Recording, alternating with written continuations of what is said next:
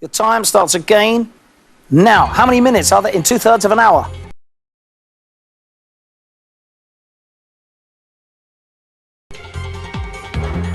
$40. Correct. We sat and drank with the sun on our shoulders and felt like free men.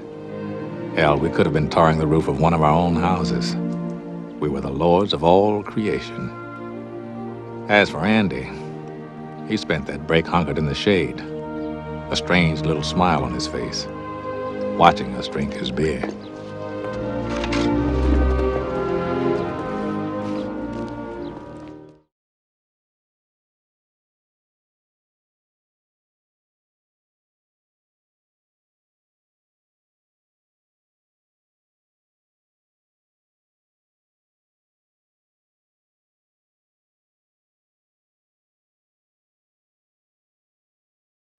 You've known me for 6 hours and 42 minutes and you're just now figuring that out?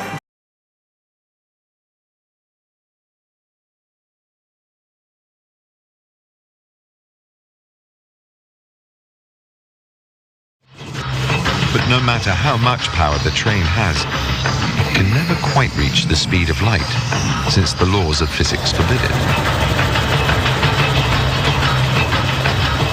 Instead, let's say it gets close, just shy of that ultimate speed. Now something extraordinary happens.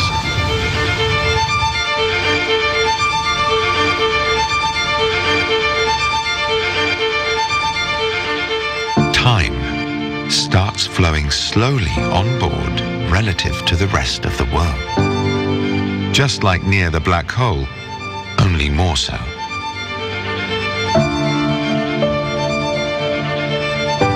Everything on the train is in slow motion.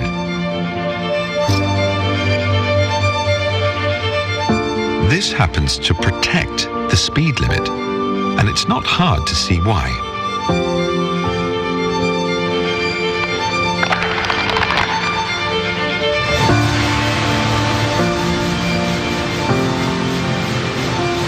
Imagine a child running forwards up the train.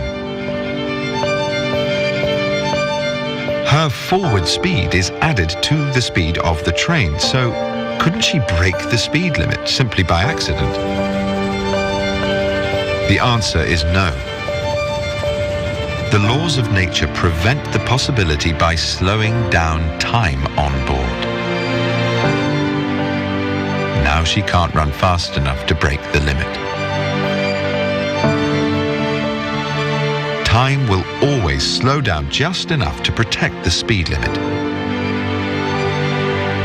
And from that fact comes the possibility of traveling large distances into the future. Imagine the train left the station on January the 1st, 2050.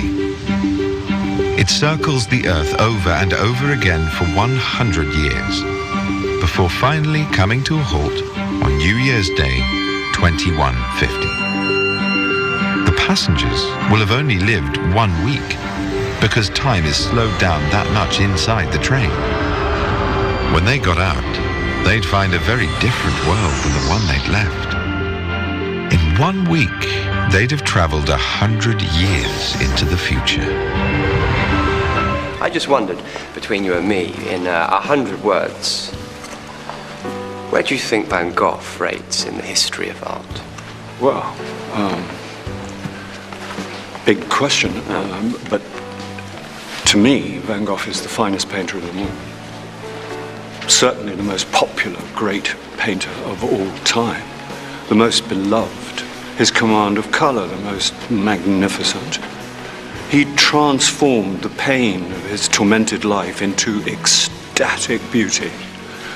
Pain is easy to portray, but to use your passion and pain to portray the ecstasy and joy and magnificence of our world, no one had ever done it before. Perhaps no one ever will again. To my mind, that strange, wild man who roamed the fields of Provence was not only the world's greatest artist, but also one of the greatest men who ever lived. Vincent, sorry. I'm sorry, is it too much?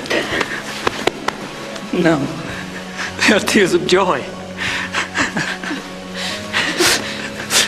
Thank you, son. Thank you. You're welcome. You're welcome. Sorry about the beard. So